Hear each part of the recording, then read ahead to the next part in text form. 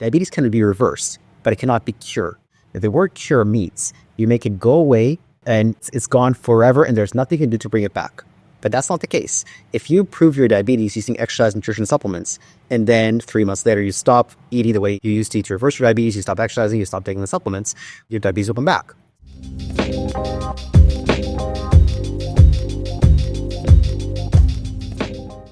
Igor Klibanov, thank you for joining me on the Mindful Movement podcast.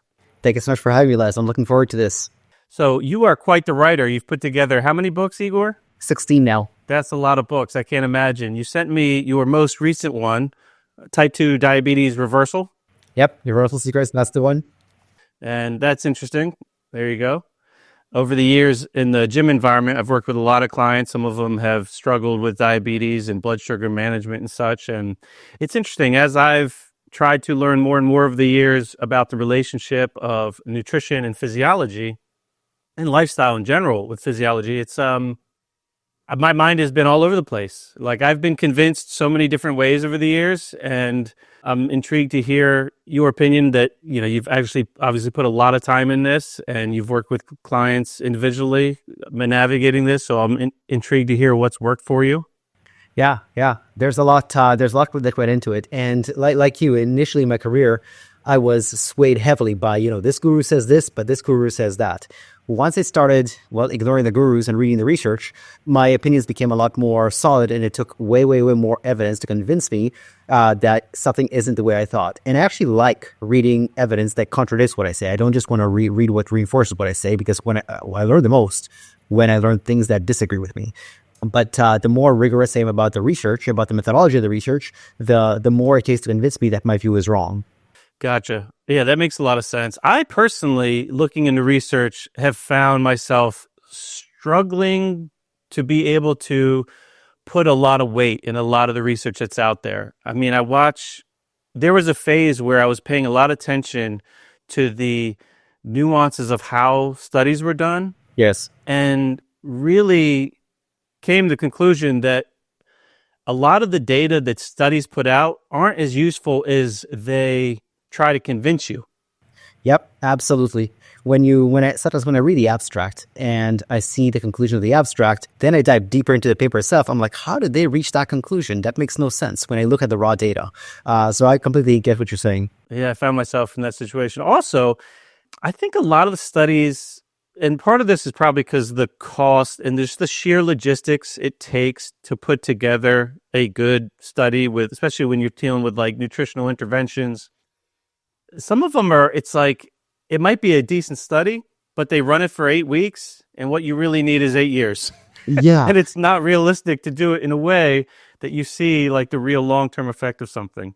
Yeah, I'm in the same boat as you. When I read the studies about nutrition or exercise, they say, well, group A outperformed group B over 8 weeks. But then I'm wondering to myself, what if it extended to, 6 months to a year? Then would it equalize? Right. And also it's like, what do they compare it to? Like in exercise, there's a lot of studies that say this is better than that, but it's like they're comparing one way to another, but there's an infinite things in between that they're not comparing. And like the minimum effective dose might be like way lower than what the study is conveying, but because they only compared it to one other option, you don't really know. There's not a lot of, they're just limited. And I think it's just the nature of, it's really hard to put together good studies. It's expensive. Yes. It's hard. You have to get institutional review boards to to allow you to do things. There's a lot of obstacles, and it's just challenging. Yeah, absolutely. There is a problem with individual studies, which is where I like meta-analyses and systematic reviews, because if you get a bunch of studies that on their own have only bits and pieces of the puzzle, you put those all together into a meta-analysis or a systematic review, and then you read it, you have way more statistical power, way more validity, and now you can actually do subgroup analyses and figure out what actually works. Gotcha. So let's talk a little bit about diabetes, because like I said, the framework I thought about diabetes has changed a lot over the years. How do I've even heard it like kind of defined differently. What's the framework you're using? How do you look at what diabetes is? Yeah, so the very simple, raw definition that almost everyone can agree on is high blood sugar. That's it. Now, there are two types of diabetes. There's type 1 and type 2 diabetes. The end result is the same, high blood sugar, but the reason for high blood sugar is different between the two. In type 1, you just don't have enough insulin or any insulin to bring down the blood sugar. But in type 2, you have plenty of insulin. You might even have too much insulin. It's just that the cells don't hear the message of insulin. The issue is more insulin resistance as opposed to inadequate insulin. But again, the end result is the same, which is high blood sugar. That's kind of the view that I take in is more or less, these are the definitions that are more or less agreed upon. Gotcha. So you look at it as just the number itself of how much sugar is in the blood is too high. It's higher than like normal. Part of it is that, but there are also other factors. There is the factor of how much insulin is required to bring blood sugar down to normal, because two people might have perfect blood sugar. Maybe, I'll speak in my units, maybe it's 5.0 millimoles per liter, which is considered more or less perfect. But one person might need, 16 units of insulin to bring it to normal. Another person might need 9 units of insulin to bring it to normal. The person who only needs 9 is the healthier person. Because they're more sensitive to the insulin they're making, or? Exactly. They require less insulin to keep their blood sugar normal. And why is it inherently like less healthy to just produce more insulin if it gets you the same number? What's wrong with insulin that if you just produce more, if it helps regulate your blood sugar, why would that be a problem? Yeah. So with anything in the body, we don't want too little of it or too much of it. We want just the right amount of it. We certainly don't want zero insulin. Well, that's called a type 1 diabetic, right? We don't want that either. We don't want excessive insulin. That's insulin resistance. So we want a normal amount. And why is that? Well, for a number of different reasons. The research is actually moving in the direction of showing that what's the real problem with obesity? What is it about obesity that shortens lifespan, health span, etc.? Is it just body fat? Or is it excessive insulin, hyperinsulinemia? And actually, hyperinsulinemia could be more damaging than the body fat itself. And so, which brings us back to the question of what's wrong with excessive insulin. Insulin is inherently a storage hormone, which is a good thing and a bad thing. It makes you store stuff. It makes you store sugar, which is great. You need your liver. You need to store 90 grams in your liver. You need to store about 350 grams in your muscles. You also need to store other things. You need to store amino acids in your muscles, in your bones, in your brain, neurotransmitters, etc. So that's what insulin does. Now, insulin, just to clarify, insulin is a signal that allows your cells to take that nutrition or energy into the cell. Exactly. Whatever the cell may be, muscle cell, liver cell, heart cell, etc. Now, the problem is when insulin is excessive, it creates too much excessive damage, like free radicals, like it throws off other hormones, such as testosterone. So in women who have high insulin and high testosterone, they have PCOS, polycystic ovarian syndrome. One of my other books was actually about that. In other people who have excessive insulin, they also get leptin resistance. In other words, leptin is... Can you slow down a little bit? So you're saying insulin being high by itself alone will create more free radicals? Is that what you said? Correct. How is that? Why does it do that? Well, free radicals are signaling molecules. We used to think of them in overly simplistic. We used to think of free radicals, bad, antioxidants, good. They're missing an electron. Free antioxidants have an electron. They give it to the free radicals. Everything's good. Now we know better. We know that they used to be called reactive oxygen species. Now we know a lot better. Some of them are not reactive, but they're oxygen species. Some of them are reactive, but they're not oxygen. They're nitrogen. So the whole picture of antioxidants and free radicals is way more complex than we used to think. But there's still a very strong theory of the free radical theory of aging of damage to DNA, to mitochondria, etc. And so there are a number of different reasons why insulin can increase free radicals. That's one example of what's wrong with excessive insulin. Other examples of what's wrong with excessive insulin are that it will often cause imbalances in other hormones, like as I mentioned, leptin, estrogen, testosterone, cortisol. I mean, cortisol has a number of functions. One of them is to raise blood sugar. Insulin has the opposite, to lower blood sugar, and so it creates this teeter-totter. Then thyroid can get pulled into the mix. So you're saying if insulin is too high, then your cortisol could be too low? That's a possibility. Now, the thing is, if insulin is too high, there is one hormone only that lowers blood sugar, and that's insulin. But there are 5 hormones that raise blood sugar. So, yes, cortisol could be too low, but you could have compensations with other hormones. Could you touch on those? So cortisol is one. What are the other hormones that raise blood sugar? The big one they teach in almost every physiology class is glucagon. So, cortisol, glucagon, noradrenaline, growth hormone, and one other one I'm forgetting at the moment. Okay. Yeah. So, and to put in perspective, like the high blood sugar, it's a tiny bit. So like you mentioned some numbers. You said the liver can store, how much was it again? Approximately 90 grams of glucose. About 90 grams. I assume that depends on how big the person, how big their liver, whatever.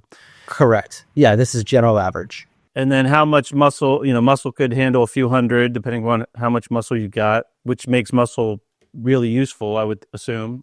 And then the blood itself could hold a tiny bit. It's like 5, like when you said the ideal number being 5.0 millimoles per liter. Is that basically like 5 grams? Isn't that like 5 grams of sugar in all your blood? That's about it. So to put it in perspective, like the difference of normal or diabetic is 1 gram of sugar in your blood. Exactly. It's not a lot. It's a fifth. And there's like how many liters of blood or gallon? There's a lot of blood in the body. A lot. Yeah. And it's you're talking a quarter teaspoon of sugar. Yes. Which is interesting because when people say don't eat that sugar, don't eat that carbs, like if you eat a piece of fruit that has 30 grams of sugar, obviously it's not being dumped into your blood because correct. It's not like people are walking around with 30, is it what's the? Millimoles per liter. Millimoles per liter. I mean, so our body is clearly doing something to titrate, to modulate, regulate the blood to not get crazy, which really makes me think it's not the sugar you're eating, because if it was, it wouldn't go from 5 to 6. It'd be crazy. Like, yeah, if there was no gating, no distribution of sugar to different organs, it would just spike really, really high. And then normal wouldn't even be 5. Normal might be 100. So what's just that difference of having the extra gram of sugar in your blood? What is that in itself a problem? Yes. So by the definition of pre-diabetes, again using international units, is between 6.0 and 6.4 as A1C. In fasting glucose, that's 6.0 to 6.9. So it's just a fifth of a teaspoon of sugar, and that in itself can do the damage for a number of different reasons. One of those reasons is a process called glycation, which is the binding of a sugar molecule to a protein molecule. And the way I explain it to my listeners, audiences, etc., is imagine pure protein, like an oyster. That's slippery.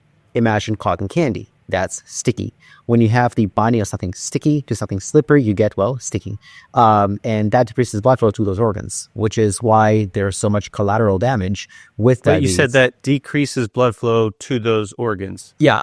So you're talking about the sugar, the extra gram of sugar, you're saying binds to the protein that organs are made of? Yeah. So, for example, skin, like skin, bones, etc. Those are many of them are made of protein. They have different names. For example, bones are they're made of calcium, but they're also made of collagen. Collagen is a protein. Immune cells are made of globulins, but the base molecule is a protein molecule. It's a nitrogen-containing molecule. And so different proteins have different names based on where they're located.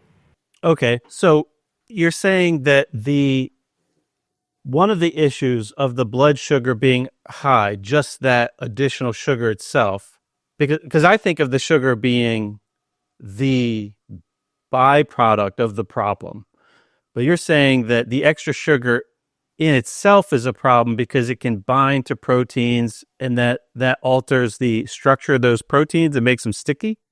Correct. And it's a very complicated relationship in the sense that, yes, the sugar is the problem, but it's also a byproduct of the problem. A comparison that I like to make is inflammation. In some cases, inflammation precedes a condition. In other words, in other times, the condition precedes inflammation. For example, a perfect example of this is osteoarthritis versus rheumatoid arthritis. In osteoarthritis, first there was joint degeneration, and then there was inflammation. In rheumatoid arthritis, it's the opposite. First there's inflammation, and then there's joint degeneration. It's a similar effect with sugar. Okay. So if it's making a protein sticky, like do diabetics walk around and their skin is sticky? No, it's not that their skin is sticky on the outside, but it is sticky on the inside. So what's on the other side? That's why one common effect of diabetes is dry skin, because there is less blood flow to areas where it's sticky, quote unquote. That's why there is a higher likelihood of atherosclerosis when arteries are sticky. So the glycation itself creates problems within the body. But are there other things that could be causing that stickiness in an artery where it might not be? Like, how do we know it's the extra gram of sugar and not some other thing causing that? Most things are multifactorial, so it's probably not just the 1 gram of sugar. Sometimes it's just that one thing, and sometimes you can just look in standard blood chemistry and see what's going on. And sometimes it's just blood sugar and nothing else. But very often people with high blood sugar will also have inflammation. So what is it that caused the stickiness? Is it blood sugar or is it inflammation? What came first? Inflammation or high blood sugar. Sometimes it's other things. It's triglycerides or LDL cholesterol or other reasons for the stickiness. That's a factor, but it may not be the only factor. Okay. So we have the extra gram of sugar floating around, which has its own issues, but it's also like the manifestation of other issues. So from what I understand, there's a big part of diabetes that's really the inability to metabolize sugar. So that sugar is high in the blood because your body's having difficulty oxidizing that inside of a cell, preferably inside a mitochondria. Yeah, that's exactly it. So can you touch on maybe some of the things that drive that? Like why, when somebody has diabetes and they're like, well, I don't want to eat carbohydrates. I don't want to have any extra sugar. But it's like, well, your blood sugar's high, not because of the sugar you're eating. It's because like when they test fasting sugar and it's high, it's obviously not from the food you're eating because you haven't been eating food. Yes.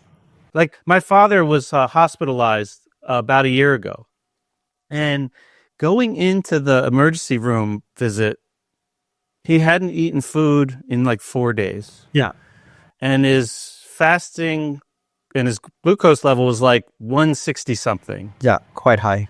And there was some a little bit of acidosis going on, and I'm like, well, obviously that's not from the food he's eating, and they don't want to give him any sugar there. Yeah. And to me, it's like, well, he's obviously not burning sugar well. Yes. Because he's creating this acidic environment, probably from not getting sugar into the mitochondria. And it's clearly not driven from the sugar he's eating because he hasn't eaten in 4 days. So like, what's going on there? Is that just the hormonal response from the stress driving one of those 4 or 5 hormones you mentioned that are there to elevate blood sugar?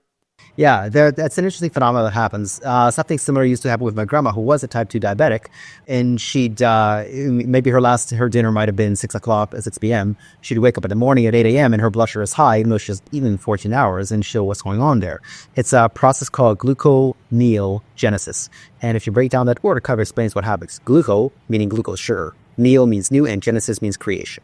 And so it's the creation of new sugar. What does new mean? Where's it coming from? If sugar hasn't come in from food, where is it coming from? It's the conversion of things that aren't sugar into sugar. Things like amino acids from muscles, etc. Things like lactate, pyruvate, etc. Different, for the sake of ease, let's just call it chemicals naturally occurring in the body that go through a different chemical process and become glucose. And so that's the reason why sugar could be high, even though you're not eating sugar. So yeah, it's a hard time processing the sugars you already have and getting them out of the blood. So that makes me think that stress is really central to this diabetic process.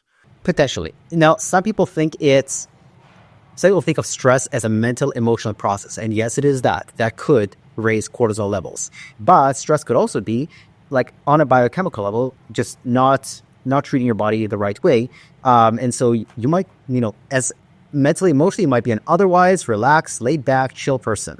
But for some reason, your cortisol levels are indeed high. So it's the stress hormone, but maybe not psychological stress.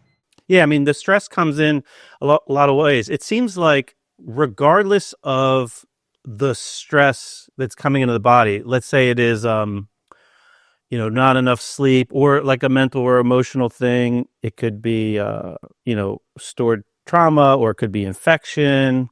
It could be like physical stress, like you got an injury, car accident stuff, not eating enough. Whatever it is, it seems like the tool that our body uses to modulate the response is a very blunt object. It's like a little magic box with switches in it, and those switches are like your hormones, and it's like, well, we could turn down these and we could turn up these. It's very like non-specific. Exactly. And hormones are kind of like a symphony. There's hormonal bouts. So you want not too much or too little of each of any one. You also want the right ratios, the different hormones to each other, like estrogen, testosterone, estrogen, progesterone, etc. And yeah, you're right. You don't want too much or too little of any one of them, because let's say you are in a symphony and the trumpets are overpowering everything else, that's going to drown everything else. So if insulin's excessive, maybe cortisol will then rise to meet insulin. Or it could be the other way around, because again, insulin lowers blood sugar, cortisol raises blood sugar, but we don't want zero blood sugar. We also don't want, 15 millimoles per liter. We don't want, for example, 200 milligrams per deciliter. We want a good level of sugar. And so that's why there's this teeter-totter of cortisol and insulin to keep that blood sugar around, again, that 4.5 to 5.5 millimoles per liter range. Gotcha. I was looking at your book, and there was a section, and it was like myths, some of the myths about diabetes. Can you touch on what you think are like some of the common ones that come up with your interactions with folks? One big one is that diabetes can be cured. And now diabetes can be reversed, but it cannot be cured. Now, it seems like just semantics, and I should differentiate between a cure and reversal. If the word cure means you make it go away and it's gone forever and there's nothing you can do to bring it back. But that's not the case. If you improve your diabetes using exercise, nutrition, supplements, and then 3 months later you stop eating the way you used to eat to reverse your diabetes, you stop exercising, you stop taking the supplements, your diabetes will come back. So it could be reversed, but it could be, unreversed. You could bring it back. So there's no cure for diabetes, but there is reversal for diabetes. And again, not 100% of people, but a good amount of diabetics could reverse their diabetes. That's one common myth. Another common myth is that fruits are bad for diabetics. And the thought process goes, diabetes is high blood sugar. Fruits are sweet, therefore they have sugar, so they will raise blood sugar as well. Well, there's two reasons why fruits are actually okay and maybe slightly beneficial for diabetics. Reason number one is, yes, there's sugar, but sugar is actually 3 different molecules. One is glucose, as in blood glucose. And glucose is also found in food. So it makes sense that glucose in food raises blood glucose fast and to a high extent. But there are 2 other sugar molecules, fructose and galactose. Okay. Fruit has galactose? No, sorry. Fructose and galactose. I'm not saying fruit has galactose. Those are just 3 different molecules, glucose, fructose, galactose. So fructose is the dominant sugar found in fruits, not the exclusive sugar. Not the exclusive sugar. Fruits do have a mix of fructose and glucose, but no galactose. That's really only in dairy. But the dominant sugar in most fruits is fructose. Fructose does not raise blood glucose with the same speed or to the same extent as glucose in food. Do we know why that is? Just because of the way it's processed in the liver. Fructose takes more time to get processed in the liver, and glucose takes less time. And so that's reason number one why fructose or fruits are okay for diabetics. Reason number 2 is they are a pretty concentrated source of fiber, especially dried fruits. The second most impactful nutritional factor when it comes to diabetes reversal is fiber.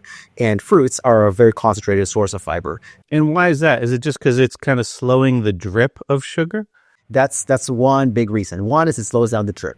But another one is there's this concept called net carbohydrates. It binds to carbohydrate molecules and makes them unavailable to use by the body. But isn't that what we want? Like, if diabetics don't metabolize sugar well, like, how does that help the body metabolize sugar better? So A, yes, they don't metabolize sugar well. B, because they don't metabolize sugar well, it helps them take away some of the sugar to metabolize. So some of them, they are getting excessive sugar, so sugar they shouldn't be getting in the first place. It's okay to get the right amount of sugar, but the problem is not sugar. The problem is excessive sugar. People forget the word excessive. But how much is excessive? Like, I've learned that the body will use about, and I'm sure this varies based on the size and your activity, about 150 grams of sugar a day of glucose, whether you eat it or not. So what's excess? Like anything above the amount that you would naturally use? Yeah, great question. Here's my definition of excessive sugar.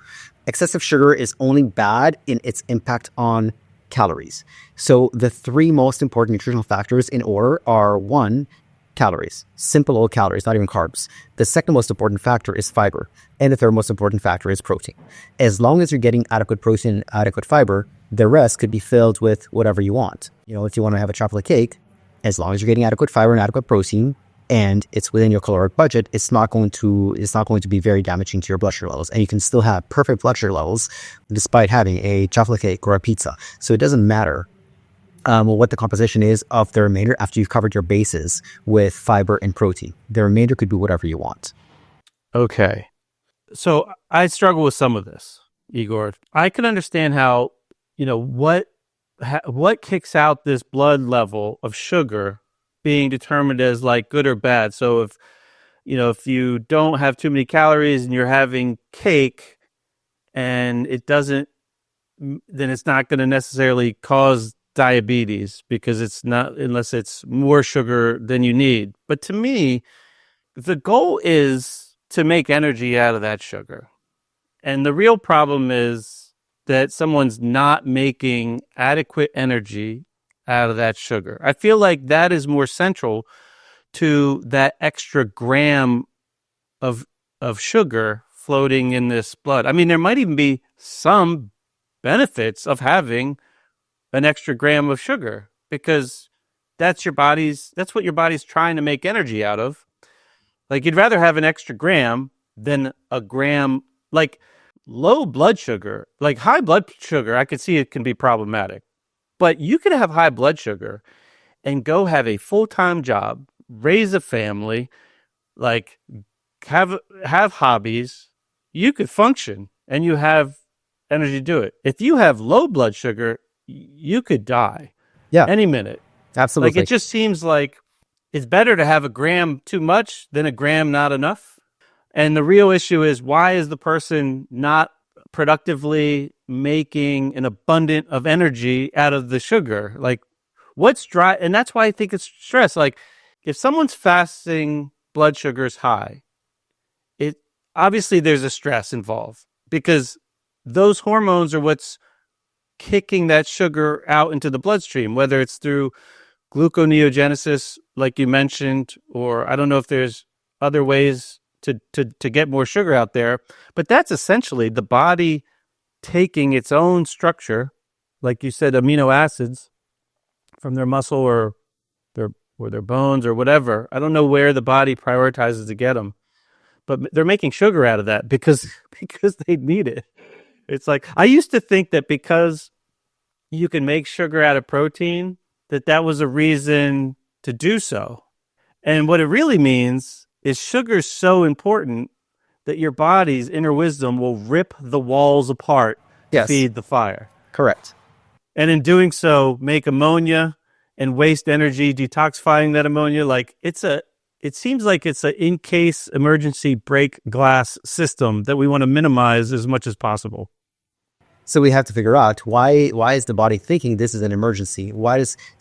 Anything in the body is because the body perceives this to be a good response to what's going on inside it. It's trying to save you. It's trying to save you. So why does it perceive high blood sugar to be the correct response? And sometimes it's because there's excess cortisol, or there's excess insulin, or both, because often each one will trigger the other.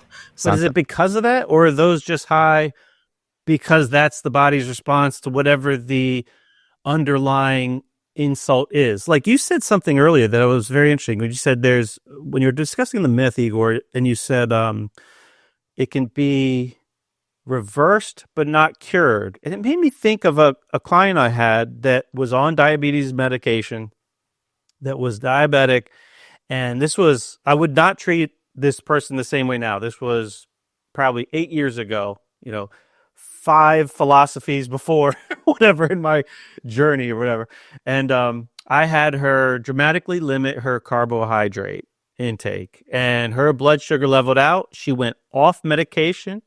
Her doctor said you don't have diabetes anymore. But like now when I think back to that person, you're right. She wasn't cured, because if she resumed to do the same things that gave her, a diabetic response, my guess is she would get it again.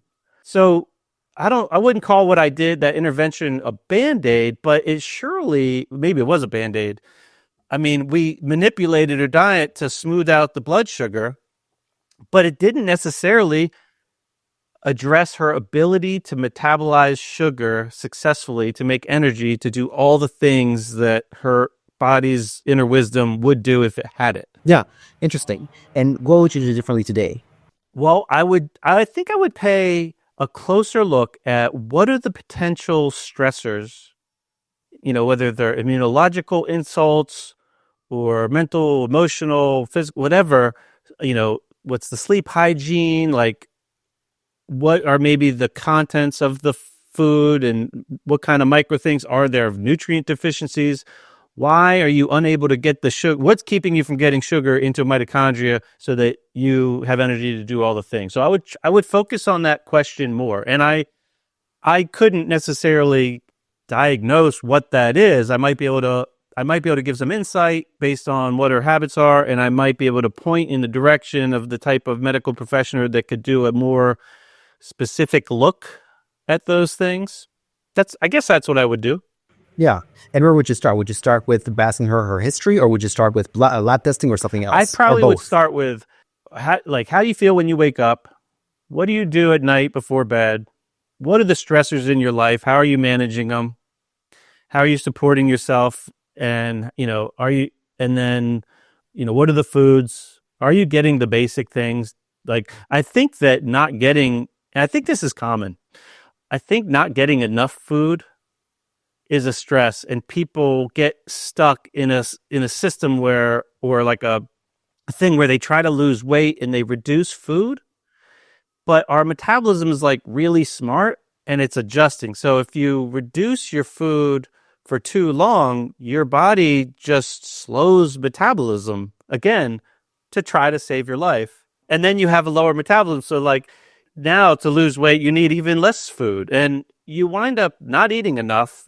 It's like you're living in a place of like scarcity and not abundance, and you start to not have enough micronutrients. Like I remember just recently looking at the RDA, and I don't know how relevant RDAs are of vitamins and such. I assume there's a lot of individual variability that maybe with like AI in the upcoming years, we'll be able to figure out more customized diet plans for people. But I was looking at potassium, and I'm like, how is anybody getting enough of this? Like some things we just need, like most people I know, they don't eat enough food in general. Yeah, to meet the micronutrients. To come close to some of these micronutrient needs. So like, I wonder how much of that is going on. So like, are you getting enough protein? Are you getting enough total food? Are those foods easy for you to digest? I would probably look at those kind of things. What are the things, tell me about your approach. You're clearly more of a seasoned veteran with working with folks dealing with diabetes. How do you go about reversing? Yeah, so it's again from my perspective as a personal trainer, there's a few things we can do, which is exercise, nutrition, and supplements. And yeah, you're right. So one of the things with diabetics, especially type 2, is the inability to process sugar effectively. And why might that be? Well, we need certain nutrients to process blood sugar. A huge one is chromium. But besides that, a lot of the B vitamins are necessary to process sugar, fats, and proteins. And so sometimes it's just the simplest approaches of just take a multivitamin. And sometimes that's enough. Sometimes the multivitamin does not have adequate amounts of chromium or B vitamins, etc., to process it. Maybe you'll need individual chromium or individual B vitamins, etc. You could test for micronutrients individually. For that, I refer out. That one's out of my wheelhouse. Have you had people that have taken chromium and then that was like the magic answer? It works really well. I've seen people drop their A1C by about 1.5% from chromium alone. And that's because chromium is used to metabolize sugar? Yeah. There's something called glucose tolerance factor, and that's where chromium comes in handy. Oh, can you say that again? Glucose what? Yeah, glucose tolerance factor. Okay. I'm not familiar with that. Okay. Yeah. Often when supplements are sold, you know how there is magnesium glycine, magnesium oxide, etc. And so what glucose tolerance factor does is it improves the ability of the body to use glucose. You know how when you see magnesium glycinate, magnesium, etc. When you see labels on supplements, it'll often say chromium GTF, glucose tolerance factor. So that's one example. By the way, chromium is particularly helpful in people who have developed diabetes as a result of prednisone. In those people that can just the usage of adequate amounts of chromium, usually between 300 and 900 micrograms per day, can completely reverse diabetes with no other changes in people who developed it as a result of prednisone use. Why is that? So prednisone is like a synthetic steroid? Cortisol. Yeah, cortisol, yeah. It's cortisol in a pill, basically, or a cream. Or Correct, exactly. And cortisol raises blood sugar. And chromium, one of the reasons it raises blood sugar is because of the depletion of chromium. Lots of medications have their associated nutrient depletions. Some are very common, like statins deplete CoQ10, metformin depletes B12, etc. Pharmacists would know this way better than me. But it's interesting. So when you take, endogenously, the cortisol that you make will naturally use up more chromium. But then if you're taking basically super physiological doses, which are prescribed a lot to like suppress some kind of inflammatory response, which are really common. Steroids are very commonly dished out. You're saying that can create essentially a chromium deficiency acutely? Yeah, you can either call it a chromium deficiency acutely, or you can just call it a higher requirement for chromium. Okay. That's interesting. Okay. So you look at some of these basic things, so chromium, B vitamins that are involved in like basic energy production. Yeah, exactly. And so those are some examples on the supplement side of things. From a nutritional perspective, I like to divide diabetics into one category, which is overweight diabetics, and one category, which is normal weight diabetics, because the nutritional approach is slightly different with both. Okay. Overweight diabetics, the single most important factor is just good old total calories. More important than carbs, more important than protein, etc. Just normalizing calories will go a long way towards also improving blood sugar levels. The second most important factor in overweight diabetics. Why does, if somebody is eating, let's say you hold everything constant, so let's say it's a balanced diet, whatever, 33% of each macro. Yeah. And maybe they're not in a surplus, but they have too much weight. So they have a history of being in a surplus and they've put on weight.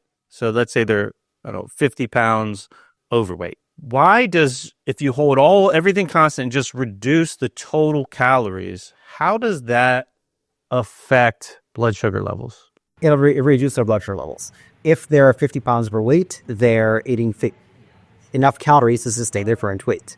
They're very logical, right? And so if they lower their calories, they're basically lowering everything.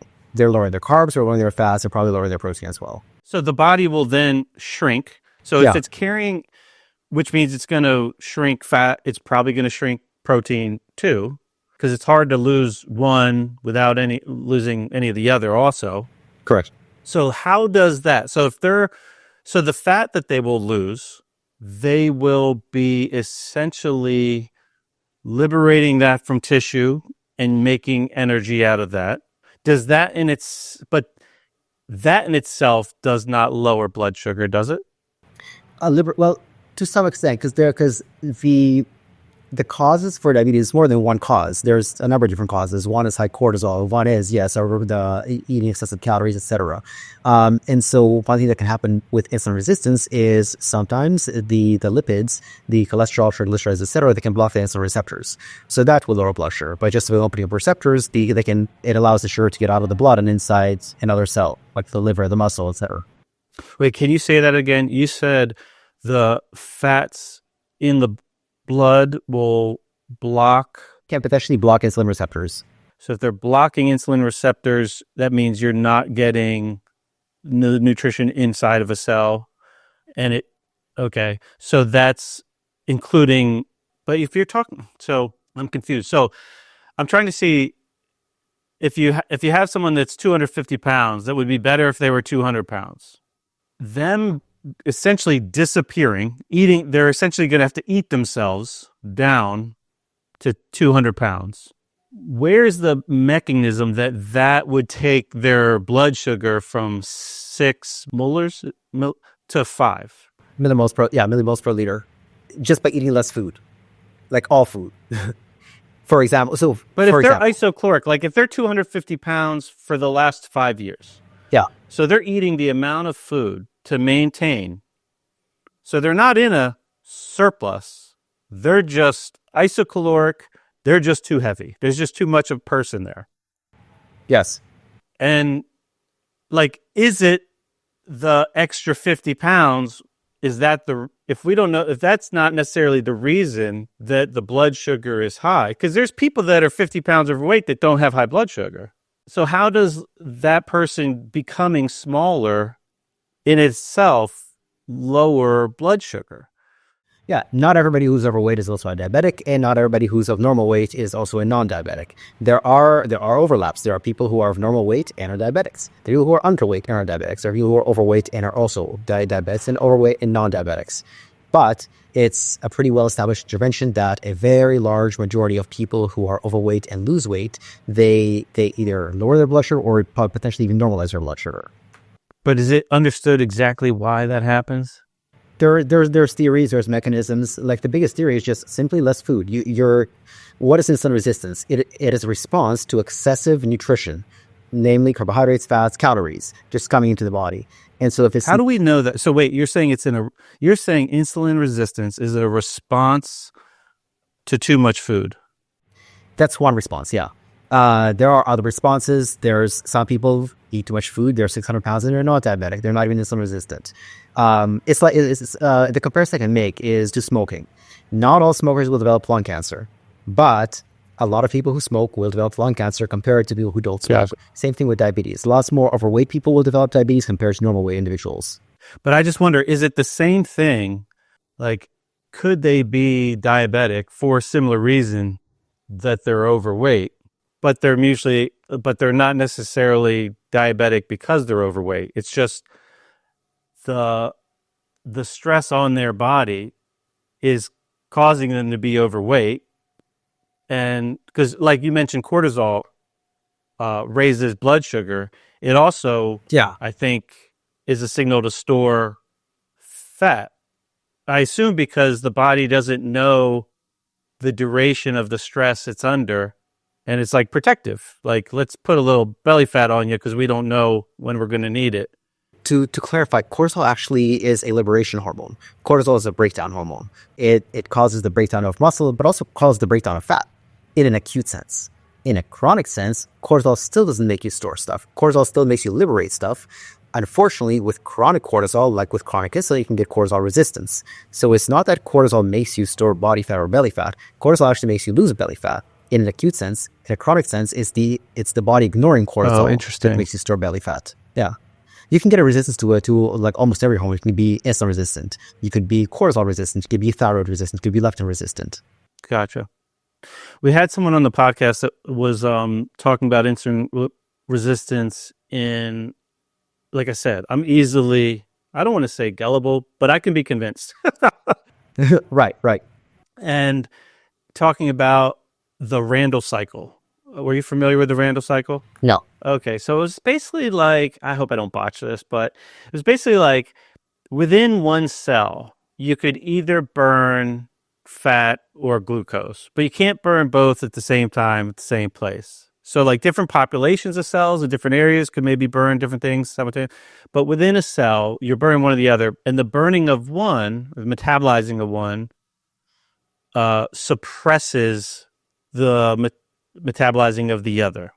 And I guess the theory goes that under stress, when you have those elevated hormones, which it seems like diabetes is characterized by, these elevated stress hormones, I think you alluded to at least with the cortisol, you have, that catabolic nature where it's tearing down, it's breaking down.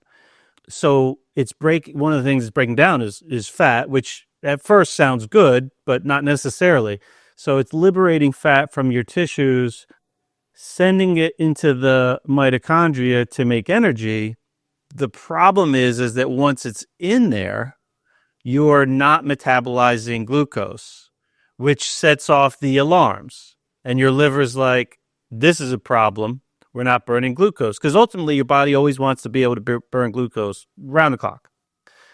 So it triggers those stress hormones even more to initiate, let's say, gluconeogenesis. Yeah. So it's breaking down more tissue, converting it to sugar, pushing it out in the bloodstream to say, hey, go get in these cells. We need energy. But when it gets to those cells, it can't, because there's already fat in there. And there's like this cycle. Like somebody once said, you won't find a diabetic that's not stressed because the stress came first. Yeah, I don't know if I 100% agree with that. I don't either. I don't know either. But in terms of the body's preference for burning glucose, I don't think that's correct. I think the body prefers to burn fat, but it depends on the activity. One molecule of fat will produce 136 or 138 molecules of ATP, adenosine triphosphate.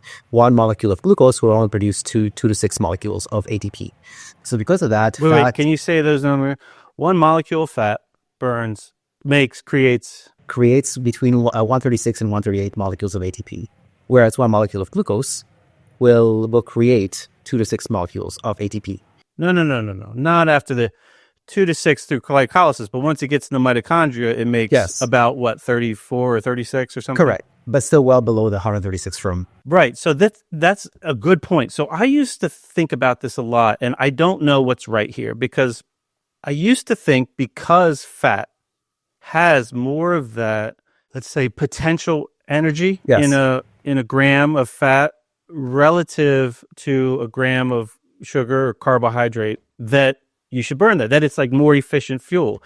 But I was taught that that's the wrong question to ask, and that the real question is, given, let's say, an unlimited amount of fat or glucose and a fixed amount of time, what makes more ATP? And I was told that given a certain unit of time, Yes.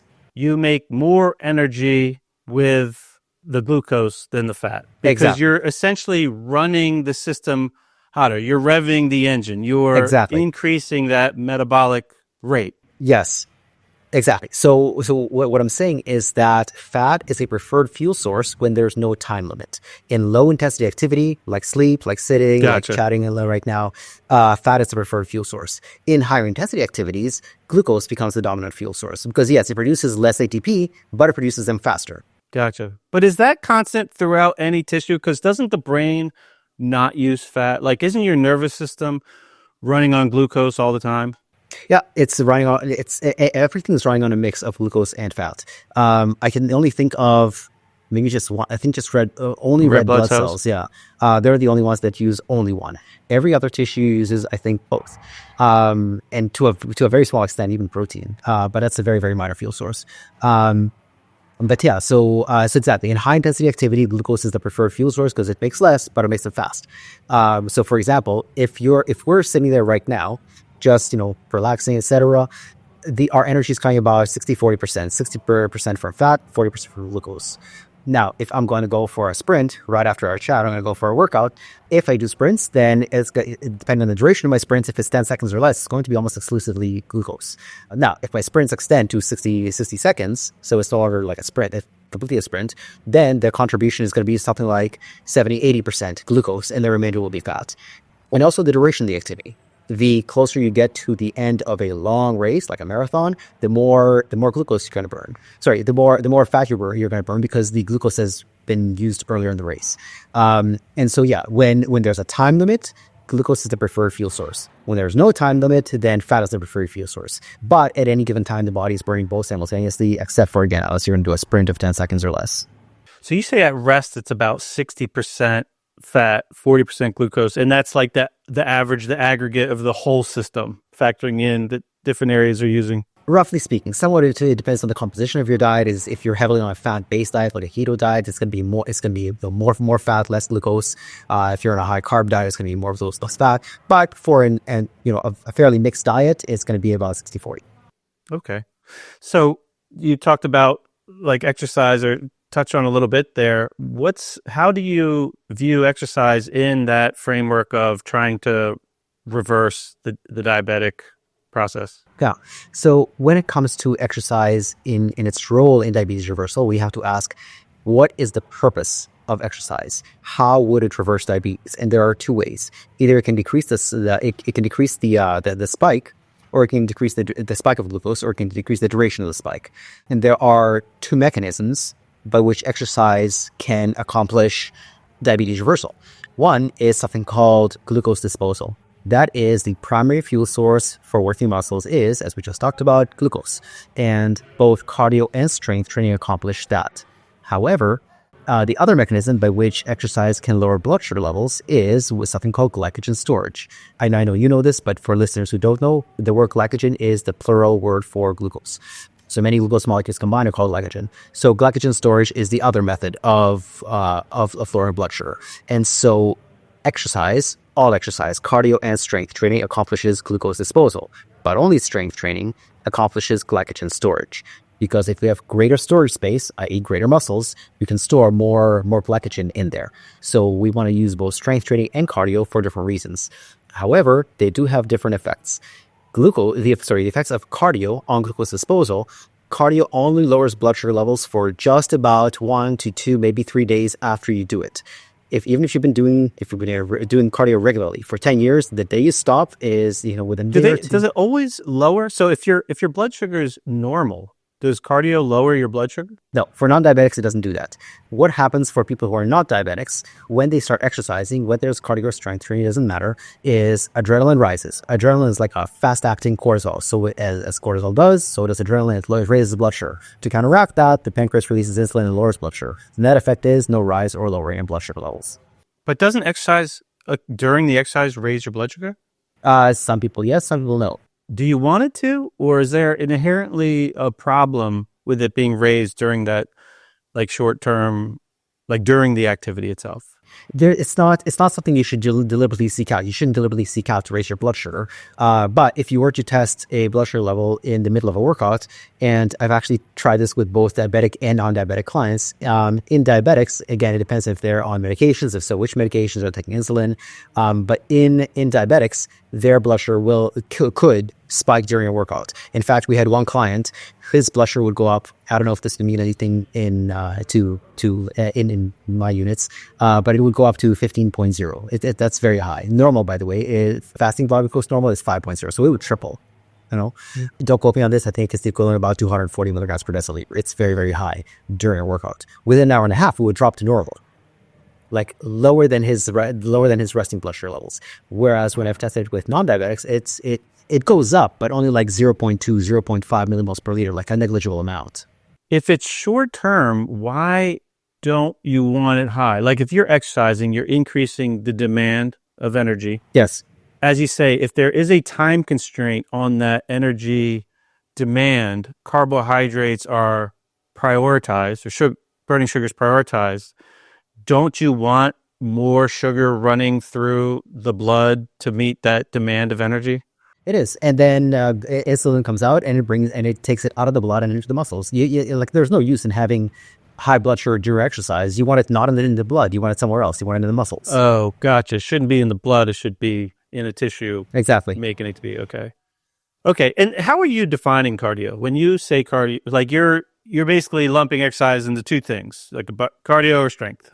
Correct. You mentioned strength, and in my language, strength refers to really force, but you reference the benefit of the strength is really the glycogen storage, the glucose disposal, which is really more muscle based, not necessarily related to how strong someone is. I mean, there's obviously a correlation there, but it's really the benefit of strength is coming from the muscle that you're developing, you're building from it.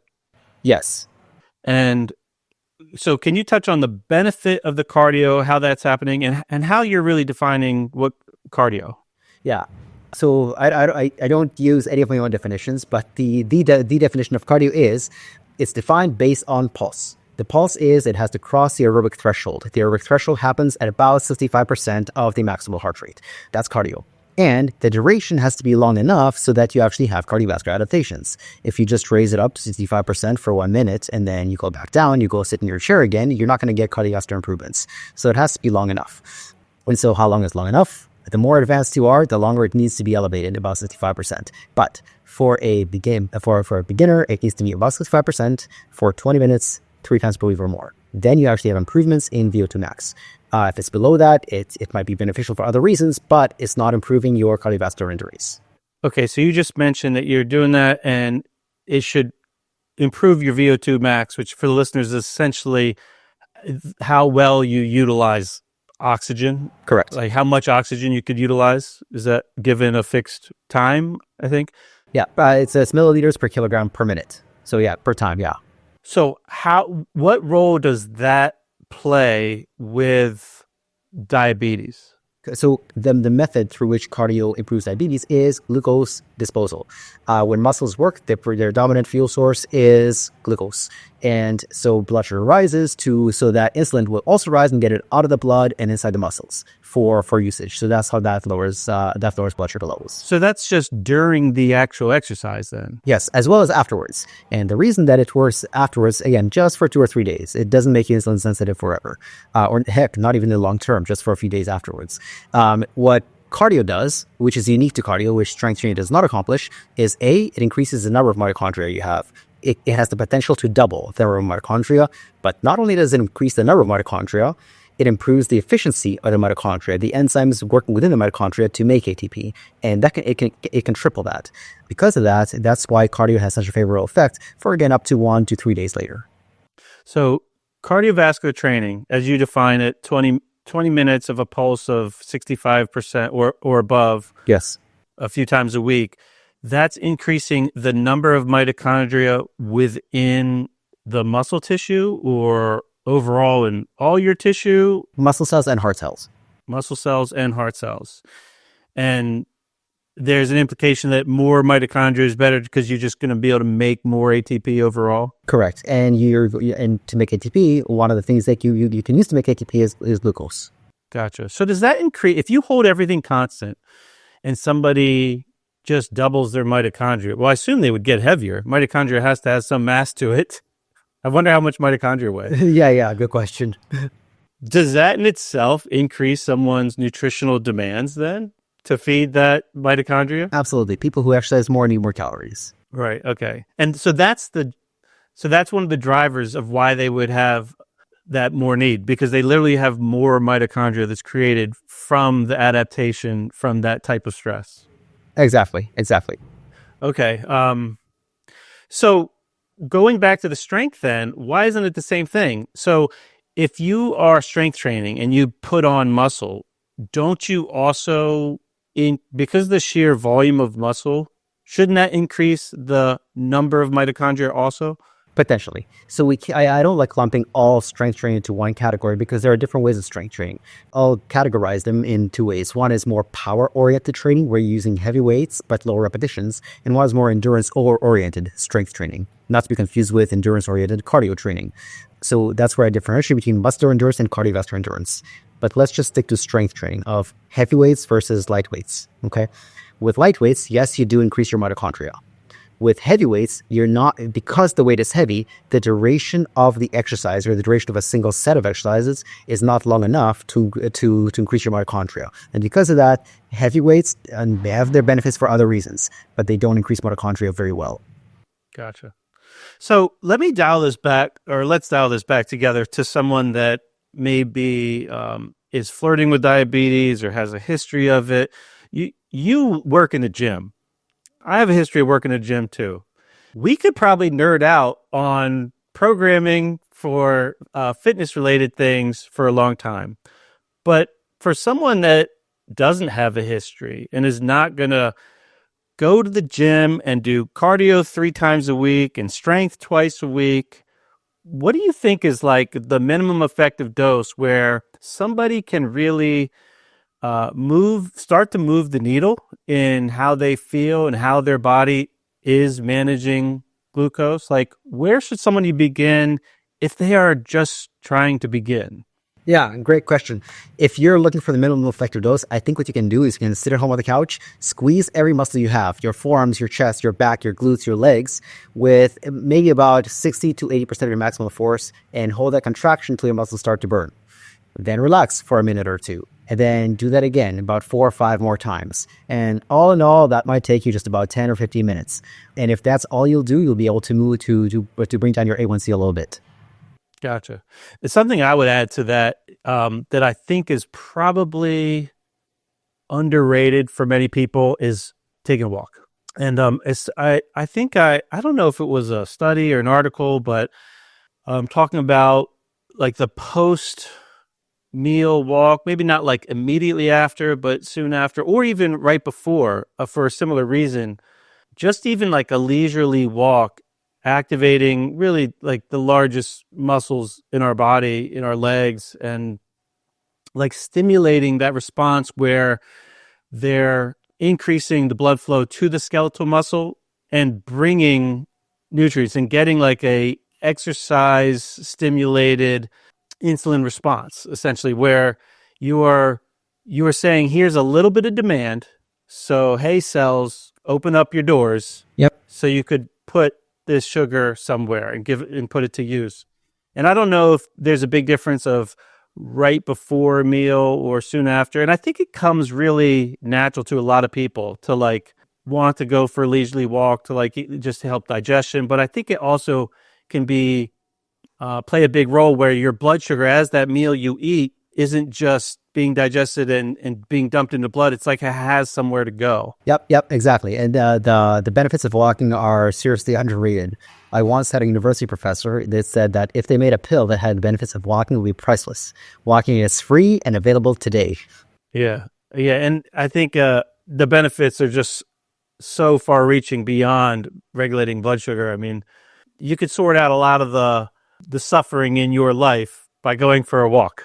Yeah, absolutely. I mean, it's good for a lot of things. It's good for your blood sugar. It's good for your blood pressure. It's good for mental health and so on. Mental health, yeah, for sure. I think a lot of people could use it. I go for walks pretty regularly, and I'm astonished like how few people in the neighborhood, like you'll see a couple regular walkers, but it's like clearly 95% of the people.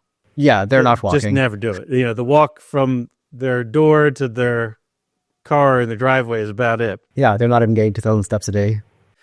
We touched on a lot of stuff. So we got a little bit of all the categories. Is there anything else you feel like is important on this topic that you want to touch on? Or sleep, both its direct effects and its indirect effects. Okay. The direct effects are that you need less insulin to bring your blood sugar down. Now, it doesn't in and of itself directly affect blood sugar levels, but indirectly it does. And I'll touch on the indirect way in a second. But directly, it actually affects the amount of insulin you need to release in response to the carbohydrates that you just bring in. That's the direct. Are you talking about during the night sleep or just when you sleep better in general, you need less insulin? In general, the second one. And indirectly, the effects of sleep might be even more significant than its direct effects. The most obvious one is if your quantity of sleep is low, you just have more of an opportunity to eat. If instead of sleeping 8 hours, you sleep for 6 hours, it's an extra 2 hours where you could potentially munch on something. That's one thing. Second of all, if you're tired the next day because of either inadequate sleep or adequate but low quality sleep, you're going to be low energy. What do you do to bring up your energy? You're going to drink coffee. Now, coffee's not bad, but probably not going to drink it black. You're probably going to put sugar and syrup and milk and cream into it. And that's not it. You're probably also going to be hungrier because your signals from your fullness signals are blunted. You're not going to hear the fullness message as well as if you're well rested. So those are the far-reaching consequences of poor sleep on your nutrition. There's also the effects of poor sleep on your exercise. If you're tired, you're not going to feel like exerting and expending energy in the gym. You might skip your workouts. And if you go to your workouts, you're not going to put as much effort or burn as many calories. So yeah, the effects of poor sleep are very, very far-reaching. I highly recommend putting sugar in your coffee. It is delicious. I don't think sugar is the enemy, even for diabetics. I agree. As I stated in one of the myths in my book, is sugar is not the enemy. It's kind of misguided. Right. In fact, from what I understand, sugar lowers cortisol to some extent. Correct. The question is how low should we go, and how much cortisol should we have at different times of the day? Yeah, I don't know. Yeah, I wonder, and that might vary. Like, I don't even know if there's going to be hard parameters for that would be constant across the population. Yeah. There's the problems Like with people's cortisol. stress tolerance or like resilience varies dramatically. Yes, exactly. There's in the research there's what they call high stress reactors and low stress reactors. In other words, both groups of people are asked to perform the same task, whatever the stressful task may be, whether it's public speaking in front of an audience, submerging your hand in very cold water, etc. And some people, in response to it, their cortisol spikes. Other people, the event is the same, but the cortisol doesn't spike. So that's one of the things that makes cortisol really, really difficult to study. Yeah, it's interesting. It's funny. I have a sister, and she's very good at problem solving, like getting tasks done, solving problems. And like she'll mention something, and I'll be like, "That sounds stressful. I wouldn't want to do that." Yeah. And she's like, "What are you talking about? Like you just do like life gives you these things. You just do the things." Like we grew up in the same household, same parents. She's a little older than me, and she like nothing seems to really like the thing.